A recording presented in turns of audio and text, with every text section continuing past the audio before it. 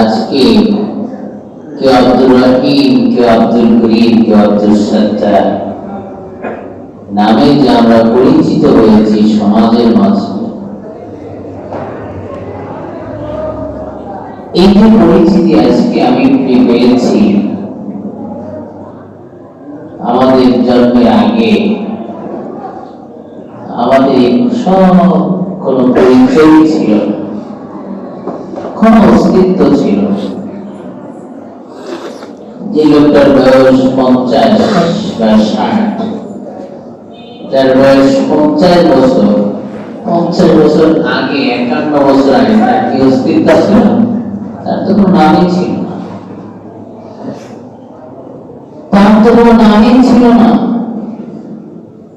সেখান থেকে আল্লাহ পাক তাকে দুনিয়াতে এনেছেন, সৃষ্টি করেছেন, আস্তে আস্তে আল্লাহ পাক তাকে বড় করেছেন, গড়ে তুলেছেন, আজকে তাকে সমাজে প্রতিষ্ঠিত করেছেন। তো এই লোকটা এখন কি করে? আল্লাহ পাককে অস্বীকার করে, অথবা আল্লাহ পাকের হুকুম সে অমান্য করে। তো এটা একটা আশ্চর্য বিষয়। আমি তোমাদের সব কিছু করলাম। আমাদের মাঝে একটা কথা প্রচলন আছে,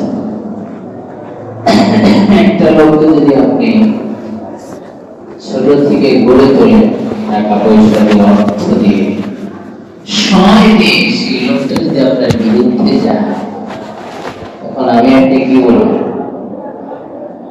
তুমি যে আমার বিরুদ্ধে যাবে এটা আমি কল্পনাও করতে পারি।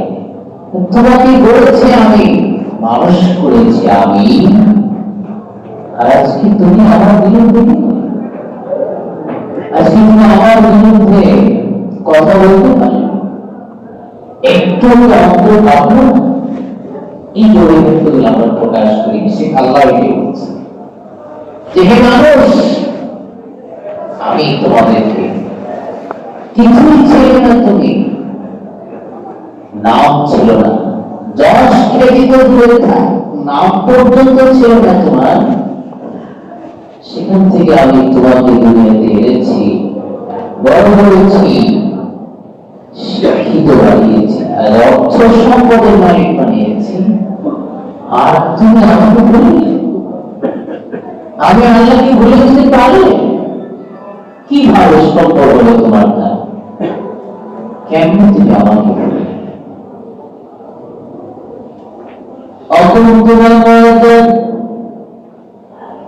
তোমরা ছিলে মৃত, আমি তোমাদেরকে জীবন দিয়েছি, তোমাদের কোন অস্তিত্ব ছিল না, কোন নাম ছিল না, কোন পদ পদবি ছিল না, কোন সম্পদের মালিক তুমি ছিলে না,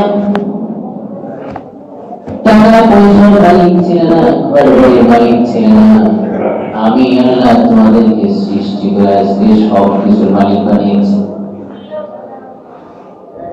তোমাদেরকে সুস্থ জীবন দিয়েছি, এর পিছনে তো একটা কারণ অবশ্যই আছে, যে তোমরা আমি আল্লাহকে চিনবে, আমার গুনাহি করবে, কিন্তু না করে তোমরা আমার নাফরমানি করে যাচ্ছ, আমাকে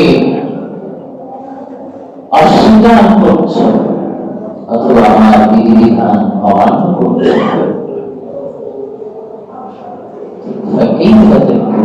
কিভাবে তোমরা এটা করছো?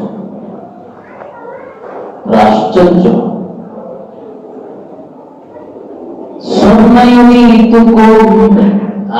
তোমাদেরকে আবার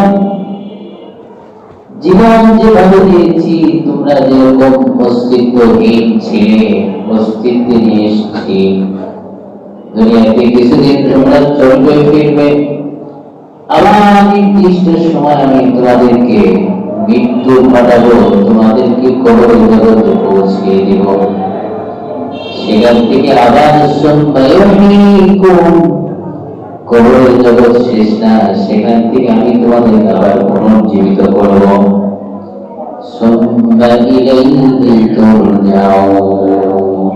আর তার কাছেই, আর তার তোমাদের রবের কাছে, আল্লাহর কাছে আবার তোমাদেরকে ফিরে যেতে হবে।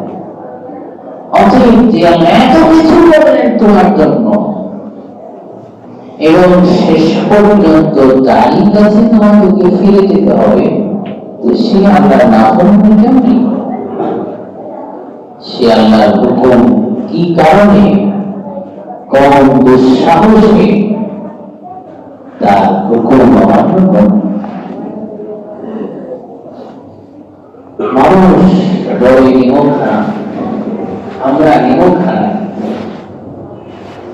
আল্লাহ কোরআনে বলছে আমরা যে নিমক খানা, আল্লাহ নিজেও বলছে, অনেক জায়গায় বলেছে